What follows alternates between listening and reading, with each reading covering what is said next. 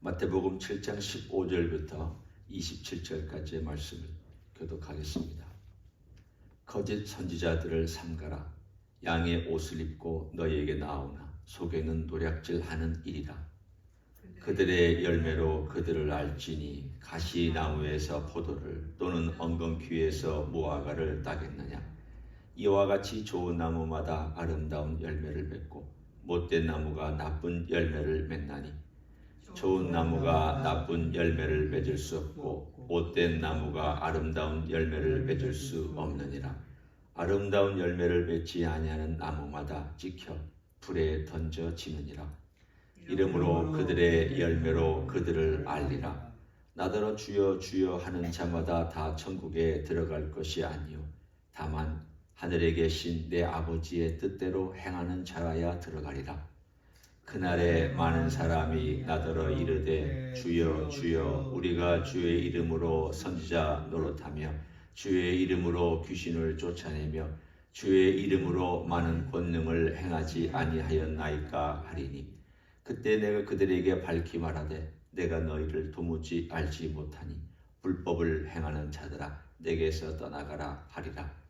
그러므로 누구든지 나의 이 말을 듣고 행하는 자는 그 집을 반석 위에 지은 지혜로운 사람 같으리니 비가 내리고 창수가 나고 바람이 불어 그 집에 부딪히되 무너지지 아니하나니 이는 주추를 반석 위에 놓은 까닭이요 나의 이 말을 듣고 행하지 아니하는 자는 그 집을 모래 위에 지은 어리석은 사람 같으리니 같이 읽습니다. 비가 내리고 창수가 나고 바람이 불어 그 집에 부딪힘에 무너져 그 무너짐이 심하니라. 아멘. 산상수훈의 결론은 사뭇 엄중하고 또 약속의 희망에 차 있는 두 가지를 동시에 담고 있습니다.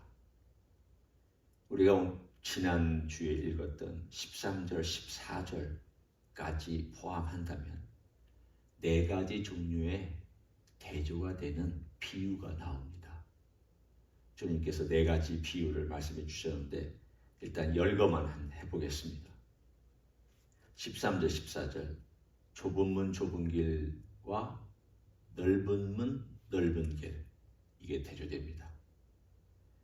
두 번째는 15절부터 20절까지 좋은 나무 좋은 열매와 여기는 못된 나무 또 우리가 이것을 그냥 같이 다른 열매로 한다면 나쁜 열매 같은 비슷한 단어니까 못된 나무 못된 열매 이것이 두 번째 비유입니다.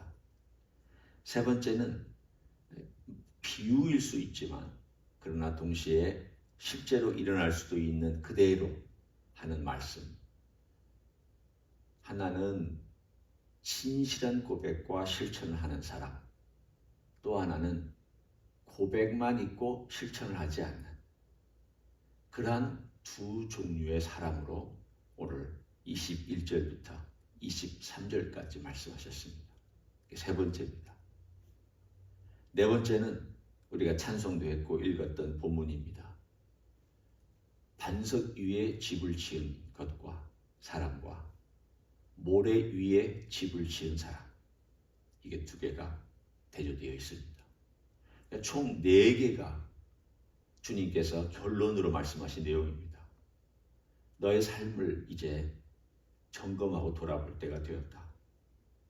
이 네 가지는 다 비슷비슷한 말씀이지만 조금씩은 또 다른 각도에서 주님께서 주님의 말씀을 하신 다음 우리들에게 주시는 결론입니다. 내가 한 말 다 들었지? 내가 너희들에게 전하는 모든 메시지를 귀로 다 들었지? 자, 그러면 이제 네가 선택할 때다. 어떻게 선택하느냐? 내가 두 가지의 가는 길을 보여줄 것이다. 그리고 주님께서 네 종류의 비유를 통해서 우리들에게 계속 반복해서 강조하셨습니다. 일단 좁은 문 좁은 길부터 따지면 같이 갑니다. 좁은 문 좁은 길은 같이 가고요. 넓은 문 넓은 길도 같이 갑니다. 그럼 주님께서 말씀하실 때 뭐가 좁은 문 좁은 길이고 뭐가 또 넓은 문 넓은 길인가? 지금 뭔가 의식하고 말씀하셨기 때문에 이렇게 말씀하셨을 것입니다. 일단 산상수훈에서 제일 주님께서 경계하시는 가르침이 있습니다. 그것은 바리새인의 가르침입니다. 우리는 이것을 많은 다른 것에도 적용할 수 있지만 일단은 주님께서 제일 경계하시는 것입니다. 왜 경계를 하셨느냐면 진짜 같으니까. 가짜는 경계하지 말라고 말을 안 해도 경계합니다. 가짜다. 근데 너무 흡사해서 정말 비슷비슷하고 그 비슷한 것이 99점 예를 들면 9% 정도까지 비슷하다. 그런데 어딘가 아닌 걸 보통 사람들은 모르는데 예수님은 아신 겁니다. 그 시대의 바리새인의 잘못된 가르침에 대해서 세례 요한 정도는 눈치를 챘습니다. 그러나 그 깊은 내면에 가지고 있었던 모습에 대해서 알고 계셨던 분은 예수님밖에 없었습니다. 그래서 예수님께서 그 가르침을 계속 경계하고 너희가 처음 산상수훈을 시작하실 때 말씀하시기를 서기관과 바리새인의 의보다 낫지 아니하면 결단코 천국에 들어가지 못한다라고 깜짝 놀랄 만한 선언을 하시고 이 말씀들을 하셨습니다. 사람들이 어안이 벙벙했을 거 아닙니까? 아니 우리가 존경하고 있는 서기관과 우리가 존경하고 있는 바리새인 얼마나 하나님을 사랑하고 하나님의 복을 받았는지 그 사람들보다 낫다고요? 어떻게 나을 수 있습니까? 그 이미 함께 산상수훈을 하면서 나눴습니다. 그리고 결론을 또 맺습니다. 너희들이 넓은 길로 가는 그들의 길 따라가지 마라. 가짜다. 그들은 하나님을 섬긴다고 열심히 좁은 문 좁은 길로 가는 것처럼 보인다. 그게 문제입니다. 나는 종교심이 많고 나는 열심히 있기 때문에 열심히 하나님의 뜻을 쫓는다고 쫓고 있는데 그들의 삶은 넓은 문 넓은 길로 가버리고 있다. 허랑방탕하게 살기 때문에 넓은 문 넓은 길 가는 건 이건 당연히 보이는 겁니다. 술 먹고 뭐하고 하는 그런 것을 주님께서는 일단 첫 번째 염두에 두신 것이 아닙니다. 근데 뭐가 문제일까? 결국은 어떤 선택을 할 때 자기 마음대로 선택하는 것. 그리고 어떤 자랑을 하거나 사람들이 인정을 구할 때 그걸 우선순위로 삼는가. 하나님이 뭘 기뻐하시는가. 이걸 말은 그렇게 하지만 삶의 가장 깊은 중심에는 사람들이 나를 얼마나 인정해 주나. 사람들이 뭐라고 하나. 내가 이걸 하면은 얼마나 유명해질 수 있나. 내가 이걸 하면은 얼마나 도덕과 윤리와 영적인 것들로 칭찬받을 수 있는가. 여기에 모든 관심을 기울이고 그 모든 행위를 거기에 초점을 맞추고 살아가고 있는 그들의 삶은 너는 하나님 기쁘시게 하는 삶이 아니다. 하나님의 나라와 의를 구하는 삶이 아니다. 너는 돈을 쫓고 네 욕심을 쫓고 사람들의 인정을 쫓고 그리고 이 세상에서 누릴 수 있는 것들을 쫓고 부유하고 잘 먹고 잘 사는 것들을 쫓는 가장 기본적인 중심의 내면의 세계에 대하여 주님께서는 그대로 노출시켜서 말씀하셨습니다. 이것이 우리들에게 적용되는 말씀이기도 합니다. 우리 모두가 다 교회에 나오는 사람들입니다. 신앙생활 한다고 다 고백합니다. 이 고백이 어느 고백하고도 같이 연결되어 있는지를 한번 보십시오. 세 번째 주님께서 하신 말씀에 사람들이 나보고 주여 주여 한다. 고백한다. 심지어는 이 비유는 첫 번째 좁은 문 길의 비유보다 조금 더 구체적인 내용을 담고 있습니다. 좁은 문 좁은 길이 뭘까? 넓은 문 넓은 길이 뭘까? 이렇게 의아했다가 주님께서 그 다음 가면서 조금 더 구체적으로 설명해 주셨습니다. 좋은 나무, 그 다음에 좋은 열매는 반드시 같이 가고 나쁜 나무, 나쁜 열매는 반드시 같이 가는 거예요. 그럼 뭐가 문제일까? 열매가 문제가 아니라 나무가 문제라는 것을 말씀하고 있습니다. 그럼 나무가 뭐가 문제인가? 주님께서 그 다음 세 번째 말씀하시는 내용입니다. 나쁜 나무가 어떤 나무냐? 그걸 설명해 주시는 내용입니다. 넓은 길로 가는 게 누구냐? 설명하십니다. 그러면 이제 드디어 우리는 주님의 의도와 생각을 알 수 있습니다. 좁은 문 좁은 길로 가는 사람과 넓은 문 넓은 길로 가는 사람, 좋은 나무로서 좋은 열매를 맺는 사람, 나쁜 나무로서 나쁜 열매를 맺는 사람, 이건 우리가 이해하겠는데 그럼 이게 누구고 이게 누굽니까? 그랬더니 주님께서 세 번째 설명해서 말씀해 주셨습니다. 그것은 너희들이 내 말을 다 듣고 삶을 따라갈 때는 이제까지 살아왔던 바리새인의 길이나 세상의 길이나 네 원하는 길을 따라가면서 말로는 주여 주여 하고 심지어는 내 이름의 권세를 가지고 능력까지도 행할 수 있는 그런 사람은 나쁜 나무, 나쁜 열매다. 진짜 좋은 나무, 좋은 열매는 어떤 사람이냐? 내 말을 듣고 내가 살았던 과거는 악한 것이었구나. 내가 따라갔던 삶은 사람들의 인정을 구하는 것이었구나. 내가 이제까지 살아왔던 것들은 다 내 욕망을 채우기 위한 명예욕이든 권력욕이든 물질욕이든 어떤지 간에 교묘하게 숨겨진 나 자신을 채우기 위한 그걸 위해서 하나님을 이용하고 사람을 이용하고 종교적인 행동을 이용하고 예배를 이용하고 다 내가 기도도 그렇게 이용을 했구나. 그걸 알고 주님 앞에 주님 제가 어떻게 살아야 됩니까? 주님 제가 좋은 열매를 맺고 싶은데 어떻게 걸어가야 됩니까? 그걸 깨닫고 이제 좁은 문으로 들어가고 선택하는 것을 말합니다. 이 좁은 문은 참 불편합니다. 회개를 생각해 보면 회개는 참 불편합니다.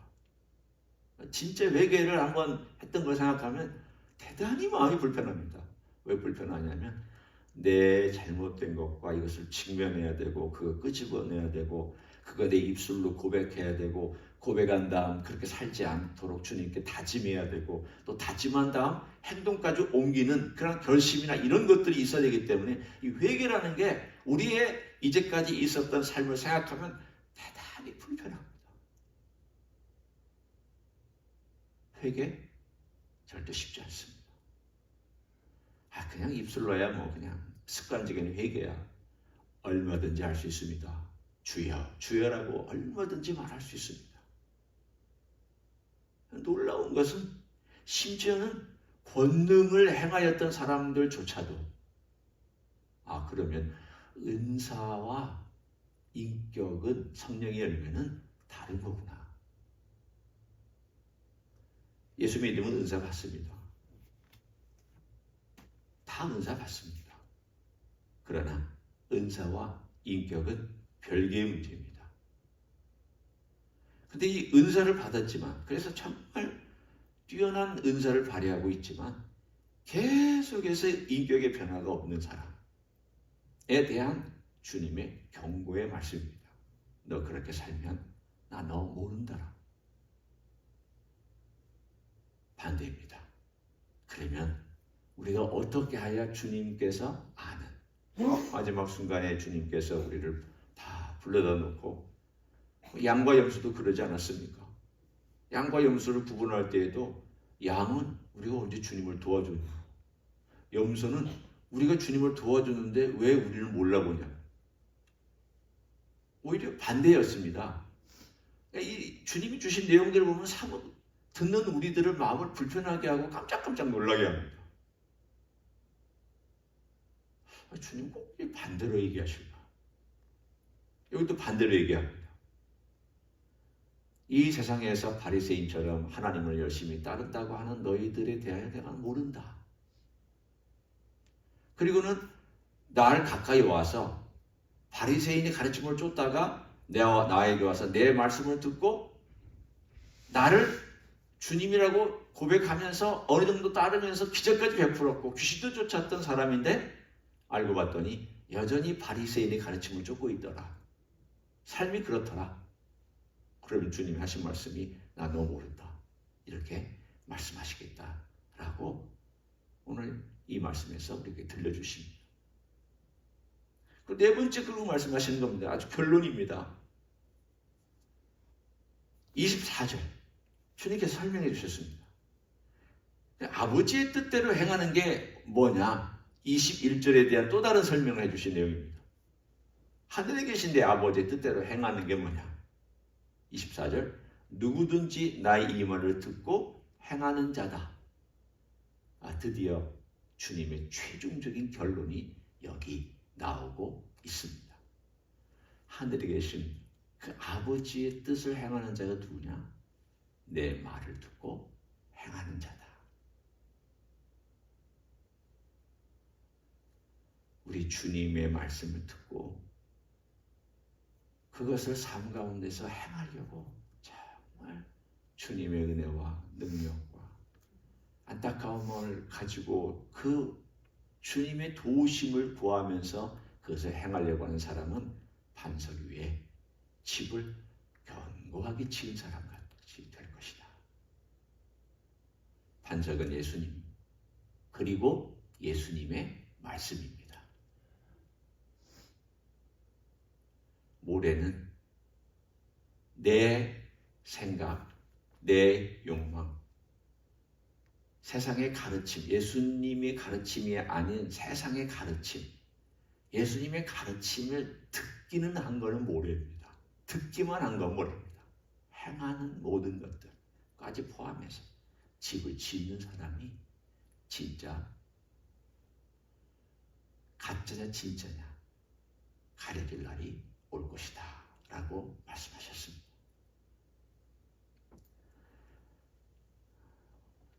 이 말씀이 우리 모두에게 한편으로는 참 두려운 말씀이기도 하고 한편으로는 또 약속의 말씀이기도 합니다. 우리 주님 의지하고 주님 말씀에 대해서 고민하고 이걸 가지고 내가 어떻게 살아야 될까? 어떻게 적용해야 될까?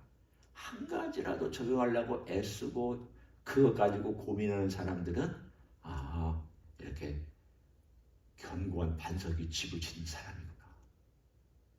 그런데 듣고 참 좋은 말씀입니다. 뭐 얼마나 많은 말씀들이 있으면 유튜브도 있고 하여튼 많은 말씀들이 다 듣고 그냥 계속 듣는 데 집중하고만 있는 이 말씀을 듣고 또 듣고 또 듣고 또 들었는데 삶에는 전혀 변화가 없고 입술에도 전혀 변화가 없고 인격에도 전혀 변화가 없고 생각의 가치라든가 생각의 방향도 전혀 변화가 없는 살아왔던 방식대로 똑같이 살고 있으면 마지막 날 주님께서 뭐라고 말씀하실까? 주님 오늘 말씀하신 내용은 사뭇 두려운 말씀입니다. 명확하게 말씀했습니다. 나 모른다. 또는 그 무너짐이 심할 것이다. 또는 불에 태워질 것이다. 또는 멸망으로 인도한다. 반대로 우리가 주님의 뜻을 행하면 생명으로 인도함 받는다. 열매를 맺어 당연히 칭찬받겠죠.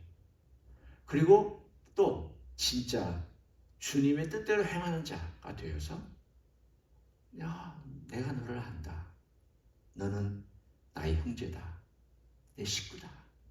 말씀하실 거고 마지막 비유에서 말씀하시면 견고한 반석에 집을 져서 그 집이 영원히 남게 될 것입니다. 칭찬받는 인생으로 영원히 주님의 복된 사람으로 살아가게 될 것입니다. 산상수훈이 이만큼 깊고 넓고 높고 무겁고 그러면서도 우리들에게 아름다운 메시지를 전해줍니다. 저는 이 메시지를 마치면서 저나 여러분이 이런 다짐을 했으면 좋겠습니다. 때때로 산상수훈을 열고 5장부터 7장까지 한눈으로 쭉 훑어보는 시간을 가졌으면 좋겠다. 나 이거 다 안다 이렇게 얘기하지 말고 정말 내 삶에 지금 내가 뭐가 부족하지? 우리 예수님께서 생명처럼 주신 이 아름다운 보석 같은 메시지 중에 내가 뭘 지금 말로만 듣고 실천을 못하고 있지? 이렇게 한번 점검해보는 가장 귀한 보배 같은 말씀으로 우리가 가끔 펼쳐보면서 이 말씀을 실천할 수 있는 여러분과 제가 되기를 예수님의 이름으로 간절히 축원합니다. 기도하겠습니다. 하나님, 우리에게 귀한 말씀 주심을 감사합니다. 예수님께서 최종적인 결론으로 내 말을 듣고 행하는 자가 반석 위에 집을 짓는 사람과 같다고 말씀해 주셨습니다. 우리 주님 반석이 되어 주셨습니다. 주의 말씀은 반석이 되어 주셨습니다. 행하는 자는 견고하게 집을 짓는 사람 같아서 바람이 불고 창수가 몰아쳐도 견고하여 흔들리지 않는 집이 될 거라고 약속해 주셨습니다. 주님, 언젠가 이 모든 행위들이 다 판가름 날 때가 올 것입니다. 이제까지 살아왔던 인생의 모든 궤적들이 다 주님 앞에 드러날 것이고, 어떤 것은 창피하고 어떤 것은 창피하다 못해 우리 주님 앞에서 얼굴도 못 들고 말도 못하고 부끄러워서 있을 그런 일들까지도 다 드러나게 될 것입니다. 그러나 주님을 의지하고 주님부터 용서받고 또 주님의 은혜와 자비와 긍휼을 의지해서 이제까지 살아온 모든 것들은 아름다운 결과로 남을 줄 믿습니다. 주님, 그렇게 살아갈 수 있도록 축복해 주시기를 원합니다. 우리의 남은 생애 동안 그런 고민하며 살게 해주시고 그런 갈등하며 살게 해주시고 영적인 목마름을 가지고 우리 예수님을 갈망하며 살아갈 수 있는 우리 모두가 되게 하여 주시옵소서. 이제는 우리 구주 예수 그리스도의 은혜와 하나님 아버지의 극진하신 사랑과 성령 하나님 교통하심의 역사가 우리에게 주신 우리 예수님의 귀한 말씀 듣고 그 말씀대로 살아내려고 애쓰는, 그래서 성령님 의지하고 주님의 은혜 의지하고 하나님 아버지의 보호와 하나님 아버지의 사랑 의지해서 이 길을 걸어가기를 소원하는 이 자리에 참여한 모든 종들 위에와 주임지 히스교회 위에와 이미 교회들, 광국 교회들과 선교사님들 위에 이제로부터 영원히 함께 하실지어다. 아멘.